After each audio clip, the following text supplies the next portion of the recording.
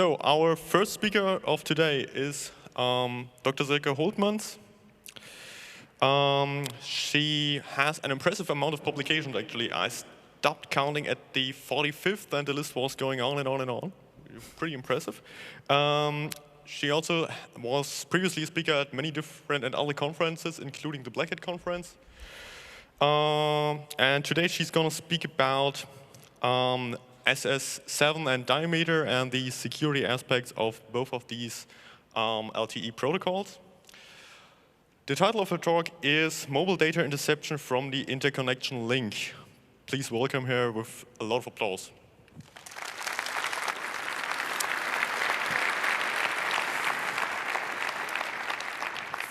Thanks a lot. As I said, my name is Silke Holtmans. I work for Nokia Bell Labs. That's the research brand of Nokia. I've been doing mobile security for 17 years. So everybody of you sitting here who has an LTE phone, or LTE-enabled phone, has a piece of something I designed in it. That's quite a nice feeling, actually. But this is not only my work, it's also from my colleague Janni Ekman, who works in our testing department, who sets up test networks so that we don't crash accidentally operators' networks when we make an update. And actually with our competitor, Cassel McDade from Adaptive Mobile, so we have been working actually together on this one. I will explain later how that has happened. So I will talk about mobile data interception from the interconnection link. And well, let's start with the practicalities. So this is something that's not so visible in public. Some of you might have been in 2014 here or 2008 when Tobias Engel or Carsten Noll presented their attacks. So for those who have not been there, so we are here in Leipzig. You are connected now to Vodafone, Deutsche Telekom, or Telefonica. And the meeting attendees here are international, so you will also have people from UK connected from, usually have a subscription from 3, from France, from Orange, if they are from Poland, maybe from Plus, or MTS when they are coming from Russia. I'm from Finland. Well, I live nowadays in Finland, so my colleagues and family, they have ELISA, Telia, or DNA subscription. And there's a big difference to credit card system. In the credit card world, there's one big mother company.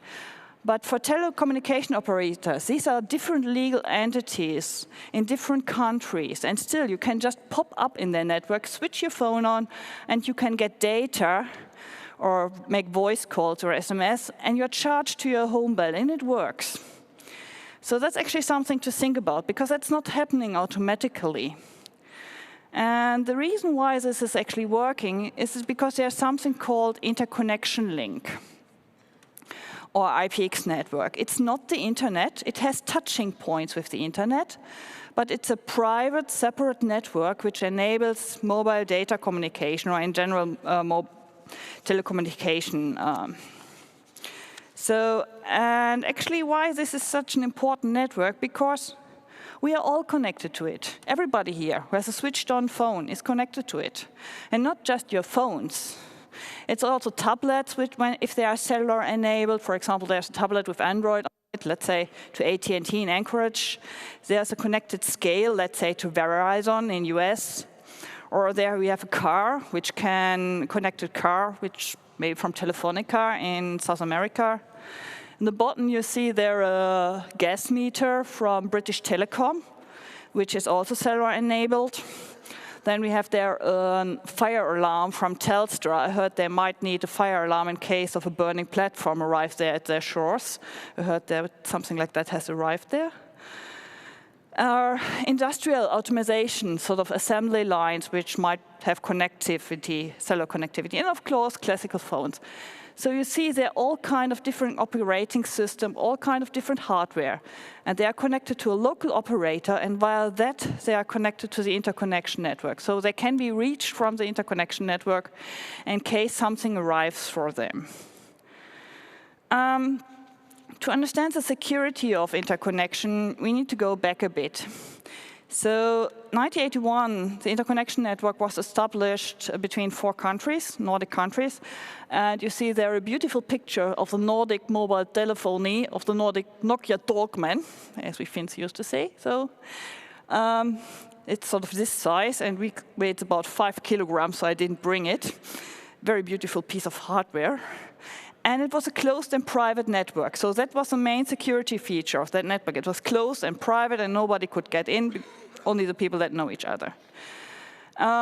It was running the signaling system number 7 protocol. And that was a huge success. And they extended and extended it, and more operators joined, Latvia and so on, Estonia. And nowadays, we have all kinds of applications using it. You get your SMS reminder for your dentist or whatever, sort of your banking tons, whatever. And now we move towards the LTE diamist protocols. And so just to give you an idea, sort of, that's how it started. Probably Finland, Sweden, Norway, Denmark. And that's how they started. They probably went together in a sauna, having some good beer and say, hey, let's do it. And they managed to do it. That's how it nowadays looks like. Sort of more, it has grown a bit. So we have, that's 2G and 2.5G. Then we had 3G, a bit of 4G. And now we have also 5G. So it has gotten a bit more complex. So, and it's a sort of organically grown structures. And the thing is, everything is connected with everything else. So you see GSM networks, really old networks, connect to LTE networks, and the other way around. So sometimes there are nodes in the middle, sometimes not. So it's very, very sort of inhomogeneous, to call it that way. So back to security. I mean, the main security feature of this jungle was that it's closed and private. Now let's revisit this assumption, sort of 35 years later, and see what has happened. Is it still closed and private?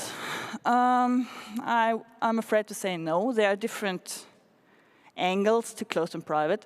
On the top you see there are 3. I could have chosen any European operator. That's not particular to 3, it's just in the European Union wanted to encourage competition so that mobile virtual network operators have very easy to establish their business.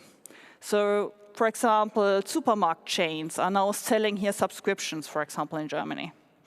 So they rent their services from a traditional operator. And all operators in the European Union are forced to rent out the services that they have themselves, which includes roaming, to anybody who has basically come and asked and has a proper business model. That makes it also it makes it easier for nasty guys to buy the interconnection access. In the middle, there are cell phone reports, cell phone interception. These are from the darknet, from a company called Interceptor, but they have a horrible service, so I wouldn't recommend that company. They are not answering to emails or anything, but they are claiming to rent out these kind of services. So the access can also gain from the darknet by just buying it.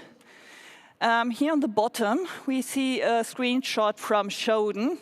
You see here this GGSN. You might not know which node this is, but I can tell you a GGSN has no reason to be on the internet. It shouldn't be there. I don't know why it is there. Maybe it's a honeypot, so I don't suggest to hack that, so you never know what comes back. Then we have on the right-hand side here a GPRS Aircell. Aircell is a big operator in India. And they seem to have their GPRS nodes on the internet. The protocol here is SMMP. That's a simple network management protocol, and it's used. And above that, there's a telnet login. My personal assumption is that somebody was on call duty to fix the network and didn't want to go into office, so he just set himself up this telnet access so he could easily configure the stuff from home. But these things happen, that's life. But, well, of course, telnet login, you throw on a sort of password cracker and see what you have. Admin is always worth a try. Then this map is a bit older. That's from the WikiLeaks, from the Snowden leaks.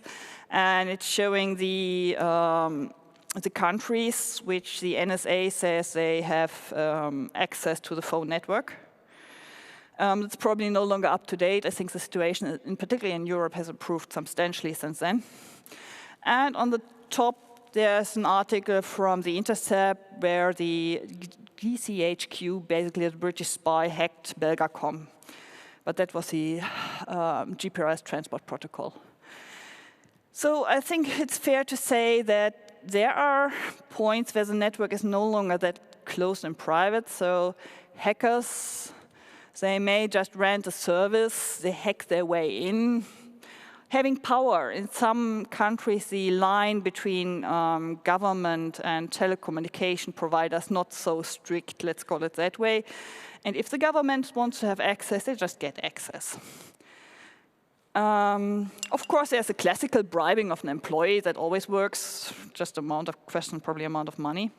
You can become an operator, or you can do social engineering. That has also been seen, but that's a quite rare case, actually. Social engineering is not so common, but the other ones are sort of more likely. So let's do a brief recap. SS7, that's the old protocol. And there were attacks. These are the attacks that exist for the old signaling system number 7, which is still most commonly used on the interconnection link. We have their location tracking that was published, I think, in 2008, very coarse granularity by Tobias.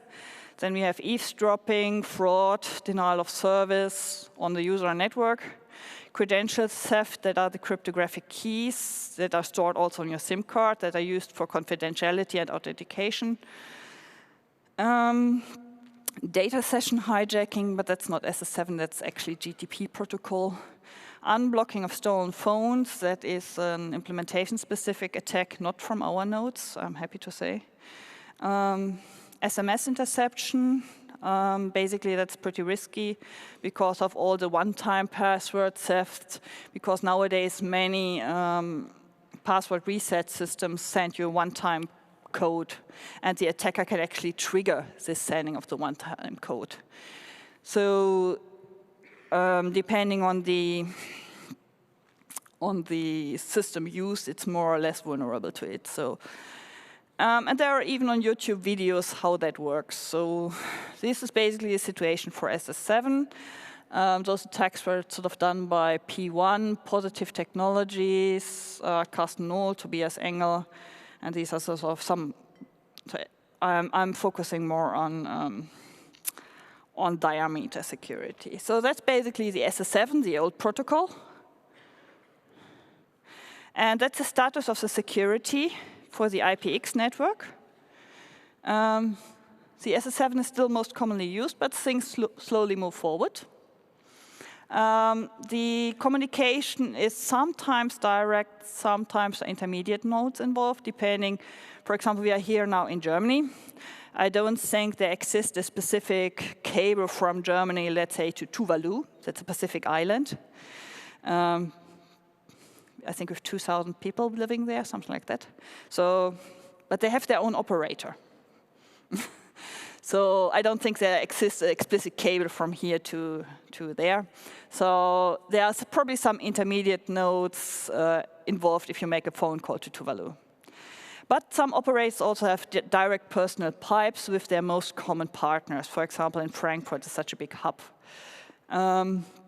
Also nowadays, some deploy SS7 firewalls. I think that was a big achievement of the presentation done here in 2014, that really something happened afterwards.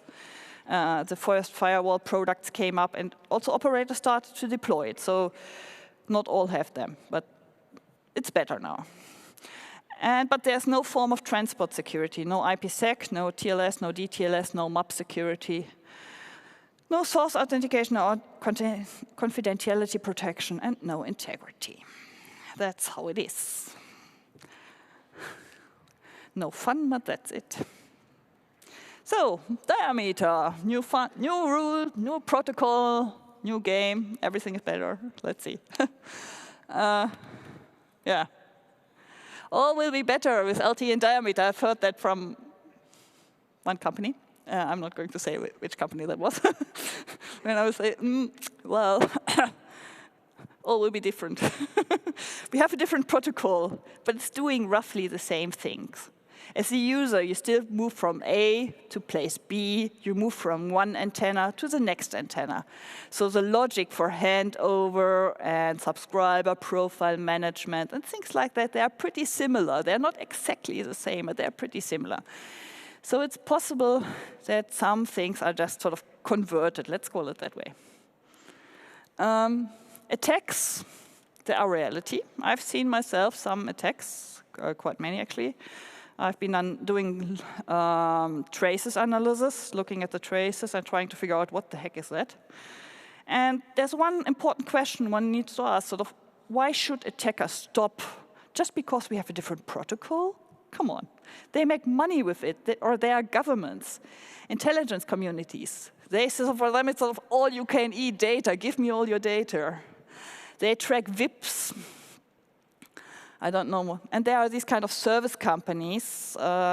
Basically, you have to know that some governments have their own agencies which do stuff, and other governments, they just hire service companies because it's cheaper.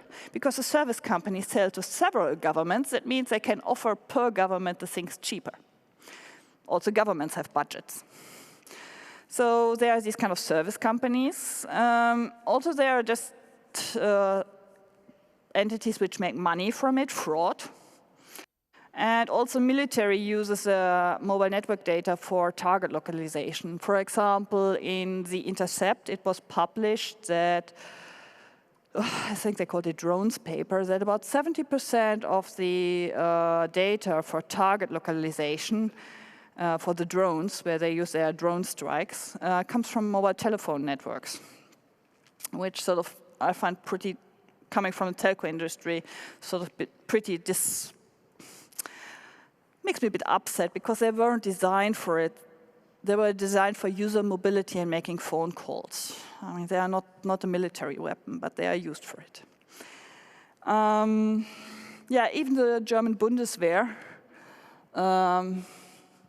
was observed doing something with the Afghan phone network. So attacks are moving forward. Let's see how the status is with diameter. I'm from research, and when I started looking into interconnection attacks, my manager said, SS7 is old stuff, don't look at it, look forward. Okay, I'm research, I look forward.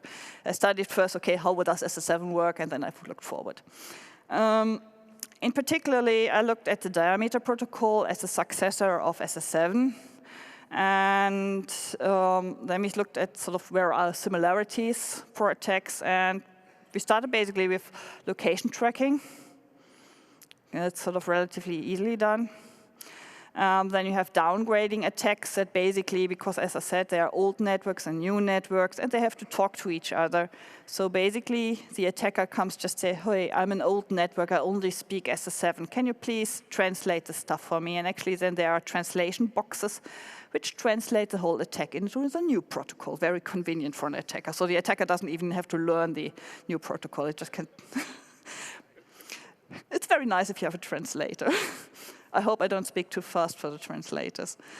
Then we have denial of service attacks and fraud. Denial of service attacks are also, in that sense, very easy because denial of service attack, the attacker can just push the attack towards the networks, and he doesn't care if the answer message is correctly routed. So he can spoof the origin.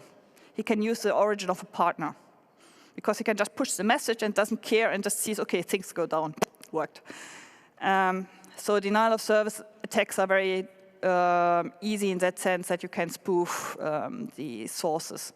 SMS and one-time password interception is worrisome because of this kind of password usage. SMS was just a few bit of space in the protocol there where somebody said, okay, let's use it for texting. And it was never designed for security, and yeah, well, there we go. And then we have subscriber profile modification. So the subscriber profile is basically an entry in the database, in the main database of the operator, which says if you have prepaid, postpaid, if you are GPRS, if you're allowed to roam, what's your phone number, what's your identity, and so on. So if you meddle with that, you can imagine that it can cause quite some hiccup. Then there was by Positive Technology on denial of service and IMSI retrieval, and also at the Black Hat, Hendrik and Daniel presented denial of service. I think Daniel presented because Hendrik, I think, had a car accident. But he's okay. And now we are presenting basically data interception for GPS and LTE. Just as a reminder, there are usually some restrictions when things work and when they not work. So that's important. Not all networks are vulnerable. That's very important to understand. So to the talk now, to data interception. And I'm afraid I have to give you a very tiny crash course for LTE networks, but I keep it really to a sort of acceptable level, let's call it that way. So the background, as I said, this was done together with one of our competitors, Adaptive Mobile. And the GSMA is the operator organization which enables basically roaming, where we also have a security group, and there we discuss the security and what we do to improve it and so on. And Adaptive Mobile reported on a GPRS traffic interception attack that they saw in live network. And then at the same time, I was working with some colleagues on subscriber profile modification using the diameter protocol. And then we discussed it. I was thinking, hey, we could combine those attacks, the ideas of those attacks, and get a potential data interception for LTE. But we weren't 100% sure about the constraints. It was clear for us from the beginning that there are probably some constraints, that it only works in some configuration. So what I did then, I called my colleague, Yanni, because we have a test network. As a big network company, we roll out updates for the operators. And as updates have the tendency sometimes to screw up things, we have a test network where we basically copy the exact network of the operator where we go to roll out the software. And we also copy the configurations. So Yanni knew the configurations. So what are typical configurations and so on. And there we also tested those attacks. And there we sort of figured out what are the constraints so that these attacks could work. So GPRS said basically how it worked, that the attacker was modifying in the SGSN, was saying sort of to the home network, please check if there's a new access point network. And when the user then requests a session, what then happens that this gray cloud there connects to the attacker and asks for the access point. It gets this back, and then the user connects to the access point provided. So that's the basic idea. You don't need to understand all the detailed command codes, but that was the idea. So now, little crash course in mobile networks. So that's you, phone. Well, you're behind that phone, but somewhere there. You connect to an operator, antenna, radio access network. Okay, you have friends and you have gadgets. These are your friends and gadgets. Okay, you move from, let's say, from one antenna area to another antenna area. So you need somebody to take care of your mobility. You don't need to remember the whole abbreviation, just remember M like mobility. So this guy is basically taking care of tracking your mobility, where you move, and so on. So it's a mobility management entity. Then we have a database where it's stored, prepaid, postpaid, all the little details, and the application server. The application server you need when you want to make voice over LTE calls. And here's the database where your subscriber. The HSS, I put there the HSS, because if that thing is down, then the whole network is down. That's the most important box in an operator network. The MME, there are several of them, and they are sort of for regional level. So if an MME goes down, some region is affected. But if the HSS goes down, the whole network is dead. meaning that the operator has no income and he's pretty upset. The network has an edge, that's diameter edge node, so with the E in the middle. And then there are other operators that look basically the same. So we make here this assumption that we have two LTE networks talking to each other. We are not going on all the interworking cases with GSMN or whatever, so let's keep it easy. That's the easy version, believe me. So as explained with the Tuvalu example, those two networks might have a direct cable, let's say if they are sort of sitting very close to each other, but there might also be one or more of the interconnection providers sitting in between. So now we have all the hardware together, and then there are interfaces, as they are called. So we have the most important and most busy interface is the S6A interface. That's between the mobility and the database, because the mobility node needs to know what's allowed to grant to you, what kind of network connectivity you are allowed. Are you allowed to use LTE? Are you not allowed to use LTE? What are your constraints? What are your credentials? And so on. So there's a lot of data traffic on that one. And then there's the SH interface, which is usually internal, but I come to that. And of course, you also have that in roaming case. So when you are, let's say, here now have subscription from, if you have a subscription, let's say, from Germany, and you're then connected to an MME, let's say, in France, then the S6A will be used, for example, to fetch your cryptographic credentials to provide you confidentiality also while you are traveling in France. Somewhere the French network needs to get your cryptographic keys so that they can protect your communication on the air interface. The SH interface, in some scenarios, some configuration scenarios, it might also go over the interconnection link, and I will come back to that. So. Configuration vulnerabilities, settings that are not uncommon and have been observed. The price pressure on the mobile network market, it's pretty tough. And so what they do, operators, they use equipment for different purposes, and they're opening up interface and so on. And one typical scenario is if you have a big operator which has subsidiaries in many countries, they buy first one box. They place it in one country, and then they use it from all countries, just to see if the service flies, if the user likes it, and so on. And then if it's running well, it's sort of also deployed in other networks. Makes sense. Business-wise, that makes perfect sense. If it doesn't fly, you can just swap one server, and the investment was not so big. So, but that also means that they open up the link to this server over the interconnection link. And that has been seen for application servers. And similarly, there's a problem with the DNS resolution. Of course, it's cheaper to have one box instead of two boxes. So we have internal traffic, which is for the core network internal. And then we have external traffic, like internet traffic DNS resolution. And some operators just put it on the same node because it's cheaper. Yeah. Also, actually, that's not the configuration vulnerability, but I thought I mentioned that anyway. There's the assumption that the attacker is able to set up an EPC APN, so that's more an assumption on the attacker. The attack that I'm going to present has several steps. Step one, classical data acquisition. This can be quite sort of done well before. It can be done half a year before. You don't need to do it directly beforehand. So you can do it just before, you can do it now and then do it in the attack half a year later. The IMSI,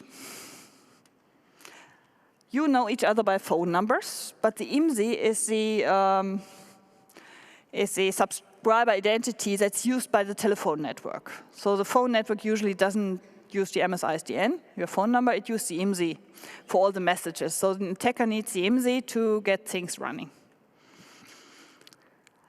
So we focus on the SH interface.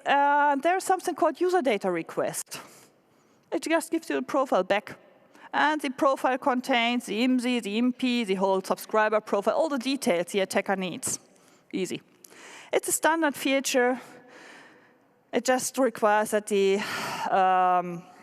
attacker impersonates an application server. And that's actually how it looks like on Wireshark. So just for your information. I'm not going to the details of the Wireshark. In case the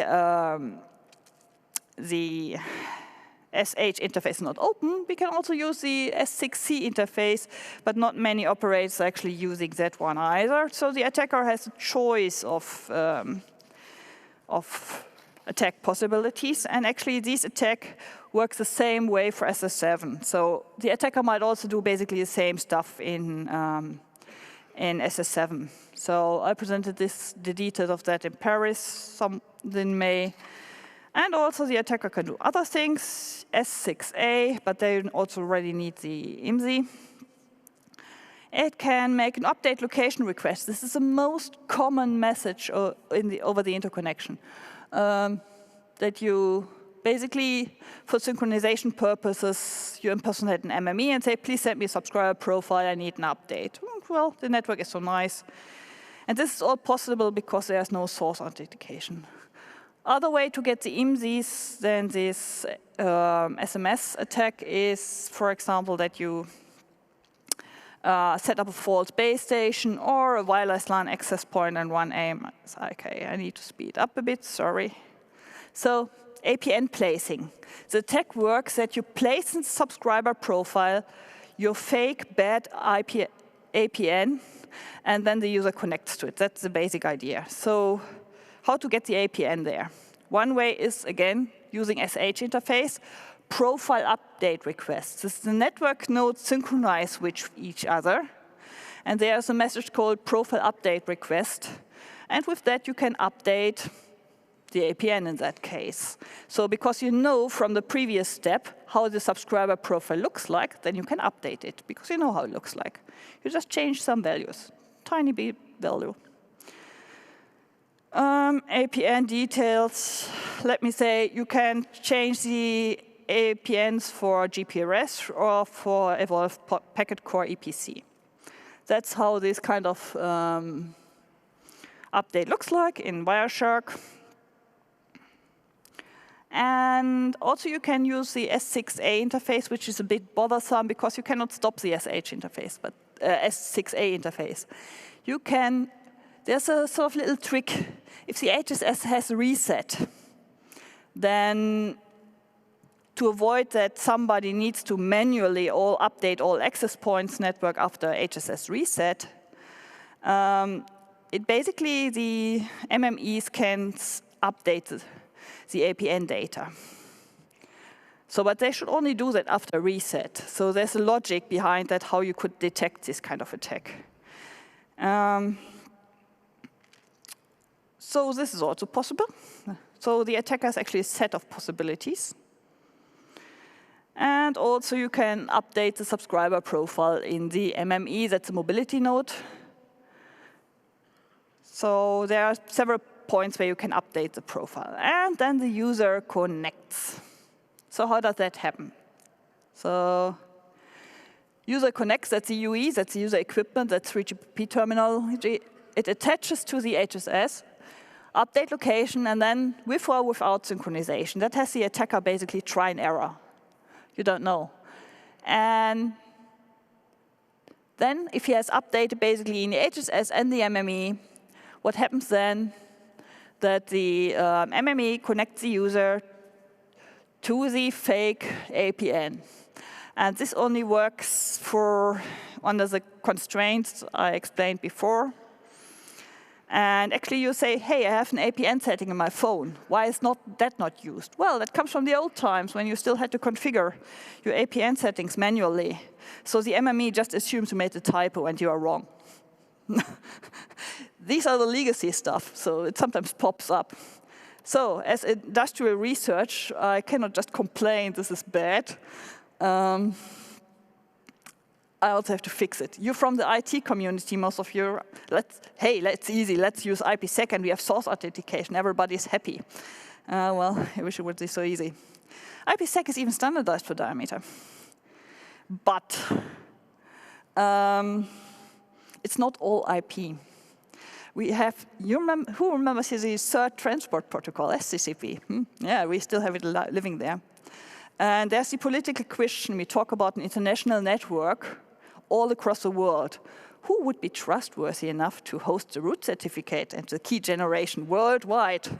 I know who. Banco Vaticano. Seriously. I mean, you name one country, I name you another country that says no, no, no, no, no, no. So no way we are going to have a, maybe we get something on a regional level one day that's possible. And then there are operators that just don't have the money or expertise. In Tuvalu, which I mentioned before, they have something 47 employees. They don't have a security expert, I'm pretty sure. Maybe they have one, I don't know. Also, still, it's no protection against sort of some governments or renting out to service companies or hack nodes or things like that. But IPstack would still be a good idea if there's not already a secure pipe in place. But it's also important that the partners have a similar understanding on hardening and so on. So that's also. For this specific attack, the SH interface, it's an internal network interface. You shouldn't open it up on the interconnection. At the nodes in between, you can also filter out SH traffic. If you really need to do it, secure it properly. DNS, proper internal and external resolution, and for the update location stuff, the S6A, potentially block or velocity check, so how fast the user can travel. I'm nearly done. Countermeasures on general level. Monitor what's going on. Pen test the network. It's not very common that mobile phone networks are pen tested. Tenant monitoring. What are those mobile virtual operators really doing in your network? Do you really know? Do they stick to the service? You know, it's like this, I accept. And then you just hope they do what they're supposed to do. Share your experiences. That's a bit critical because network operators are always afraid that they might get into trouble with their license. So when they disclose they have been sort of somehow hacked, they're always a bit afraid, sort of, okay, what does that mean for my license next year and so on. Some things can already be done with business rules. So if you have partners which send you a lot of bad messages, you might want to increase the fees for those partners. So some stuff can be done with business rules. Filter on the network side. Signaling file on SMS home routing. Not everybody is doing that. I hope the operator knows which one I mean. I have a very specific one there in mind. Then we have the GSMA documents, which describe explicitly what you can do, and layered security from user level. So don't necessarily assume that the pipe is secure. If you can add some security on top of it, do it. I mean, if you have app-based security, even if it's not good, it might help somewhat. And node hardening procedures, they exist, so let's use them. Yeah. Summary. All networks are attacked that I ever saw, but not all are equally vulnerable. Some are a bit more, some are a bit less. The attacks are reality, but still mostly SS7, but diameters sort of popping up slowly. It's independent of phone or platform. The interception attacks that are presented depend strongly on what actually is really configured in the network and how it works. But there are networks that are vulnerable. On the general question, sort of if diameter is better or worse than SS7, if nothing is done, well, it's bad. But I think we have now a unique opportunity to do things better, and I think now it's actually on the right track. So I know that last week several operators called the IPX provider and asking, do you filter SH traffic? So this conference here really did some improvement to the security. So to all of you and also to the people here and to all these guys working here. So thank you a lot. This really sort of kicked off something in the operator community. So, and basically questions, open floor.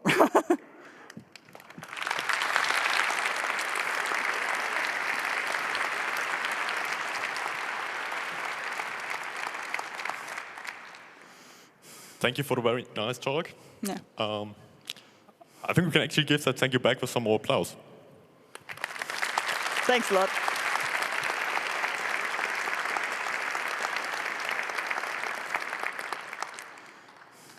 All right, we have lots of time for questions. Please line up on the microphones if you have a question. Microphone number 1. Hi. Are there any other legitimate uses of remote updates of HSS profiles? Like, I guess it's like, setting call bearing and call waiting options, but Yeah. are there like legitimate options? What updates are used for then from peering partners? In the subscriber profiles, everything related to your subscription. There is also there is call bearing, there is special services which you're allowed to use if you have postpaid, if you have prepaid, your phone number is there, if you have proximity security, which bearers you are allowed to use. So there's all kind of technical details in there. So, but basically, you can do easy denial of service, you can do fraud with meddling there, so the subscriber profile offers a lot of opportunities, let's call it that way, for attackers. So basically the question is there any legitimate uses for visiting networks to update your profile at home? Yes, of course. I mean, if you, for example, are in the foreign network and want to change your subscription or your location update, it also changes your subscriber profile. So, but actually not the visited network doesn't need your whole subscriber profile, and that's the point, yeah. At least you shouldn't change your APN, for example. Yeah, might be that you want to have local connectivity, because that might be then better. So there might be a good reason for giving you this new APN, so that you don't need to, your traffic doesn't need to reroute it over the ocean and back. So there are good reasons for doing it. Thanks. But you might want to keep a control, sort of who is doing what on your network. All right, thank you. Microphone number 2, your question. Hey, there's a bit of a gap in public knowledge about SS7 attacks in the wild. Can you just talk about how frequently you see these attacks and in what parts of the world? They're everywhere in the world. So we are doing, as a company, we also do sort of assessments of network, and we see operators all in the world under attack. It's not bound to a geographical region. Some regions have this type of attack a bit more. Some others have a bit other types of attack a bit more. But they all, the most commonly observed attack is usually location tracking, followed by credential theft. So these are everywhere in the world, but not, as said, sort of, we see them at the border of the network, and they are filtered then out. So not all of those attacks. Usually when people monitor it, they also filter in the same go. So you see them all over the world. And every operator has some chunk of attack traffic. But we noted that actually that operators that deploy signaling firewalls have much less malicious traffic, for example, than operators that just look the first time into that traffic, let's call it that way. So also attackers seem to sort of more or less, I wouldn't say give up, but well. So filtering really helps in several levels. So. And there's one question from the IRC. Yes, thank you. The IRC wants to know how many years do you expect will be needed to prevent these attacks? Well, the internet's not safe today, or? I think mobile networks are going through the same evolution process as the internet went. So I mean, the beginning with the internet was the ARPANET, where you have username, password, and then you were in. And I think this network is basically rushing through the same steps. So how to say? I mean, I just do what I can, and it's also an investment question. I mean, security costs money, and it's, I mean, obviously, everybody expects security to come for free, also users. So there has to be a balance somewhere. So I don't think, for example, that these 2,000 people in Tuvalu are willing to pay, let's say, $50 more for their subscription per month. That's just not feasible. So, and still, people there want to be able to call out. So we must find solution also for these kind of cases. So but it's pretty hard if you face reality in that sense, that you also have to think about budgets and so on. So I don't think we will ever have 100% secure networks. as we don't have 100% secure internet, even with HTTPS and whatever we have, IPsec. Yeah. Microphone number 6, what's your question? I see that there's a big problem of backward compatibility. Do you have a schedule when you will turn off old GSM infrastructure like 2G, or doesn't it exist? Well, mobile network nodes, for example, from countries which are more progressive, which roll out newest technologies, these nodes are sometimes not scrapped. Those radio towers that you see on the roofs. They are sometimes sold, for example, to Africa, second-hand equipment. There's a big second-hand equipment market.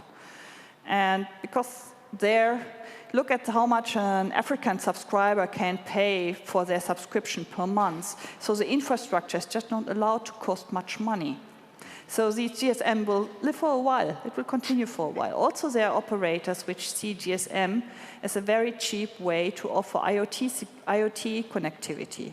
Because if you have to pay as much for a subscription for, let's say, your tablet, for your scale, your car, and so on, you don't want to pay for everything of that, let's say, $30 per month. So these should have a cheaper subscription. But how can you offer, as an operator, cheaper subscription, which basically means you reuse your old stuff? So especially if it's not time-critical communication. So you recycle your GSM return of investment as much as possible. That's just business logic on both sides. So I suppose we will live with GSM for a while. Microphone number 4, what's your question? Are there practical documentation and configuration examples for smaller providers who might not have the resources you have and which are publicly accessible?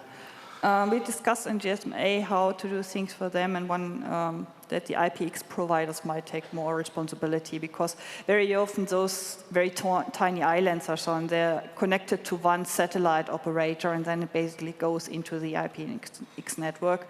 And basically, if you just have this link then from this IPX provider, and the IPX provider then takes care of the security. Security as a service, basically. Thank you.